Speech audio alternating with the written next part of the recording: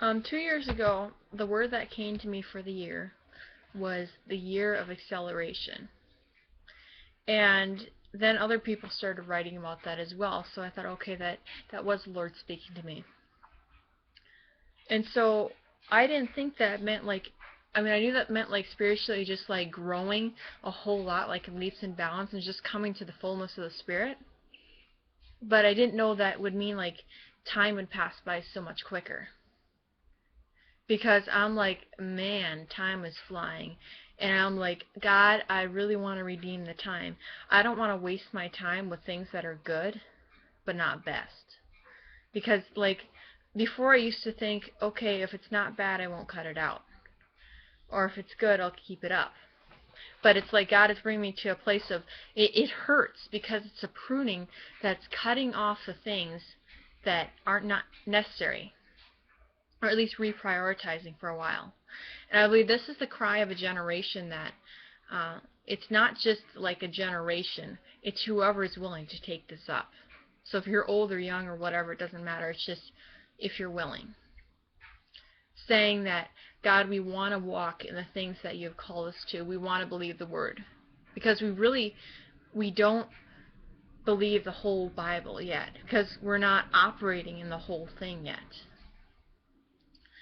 But it's bringing us to a place where we're willing to give up things, even things that aren't bad. And that's a lot like the John the Baptist and the what are those people called that don't cut their hair? Nazarites, that's right. And it's a consecration. And there's something also in me that's been stirring about walking in true humility. For example, John the Baptist, he did not look humble to me because he was so brash with the Pharisees especially, and I go like, yikes, like, is that in love? But like, I believe so. But it was hard because, it seemed like he had lost such a fear of man that he didn't have fear of man. He had only had fear of God. And I believe that has a lot to do with walking in true identity. And when you know your true identity, it's easy to be humble because it makes you so much more aware of the presence of Jesus and how good Jesus is, that he has paid for an inheritance for us, that we don't have to live like a pauper in our Father's house. That we barely even scratched the surface of what he did at the cross and resurrection. I feel like I need to ask bigger. I need to decree bigger and not just settle for less.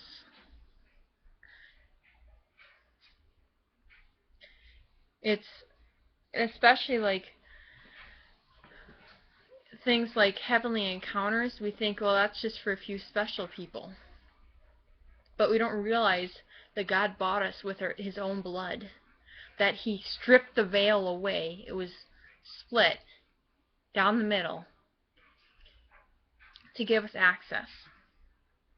And the temple, according to Hebrews, obviously from 1 Corinthians it talks about us, but the temple, they said, was a foreshadow of what heaven looked like. So Jesus, he opened the way so we could go to heaven. And I don't believe that's just for after we die. I believe that's for the now.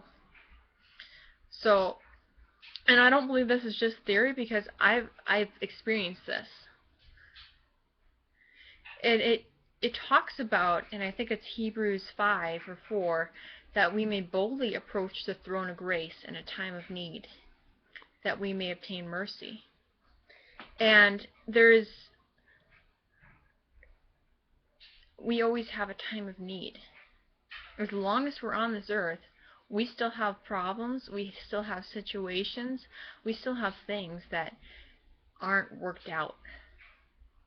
And God has given us free access to his throne. And some people make that symbolic as, just going to prayer to God.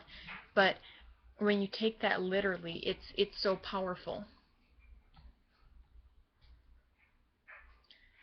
And also,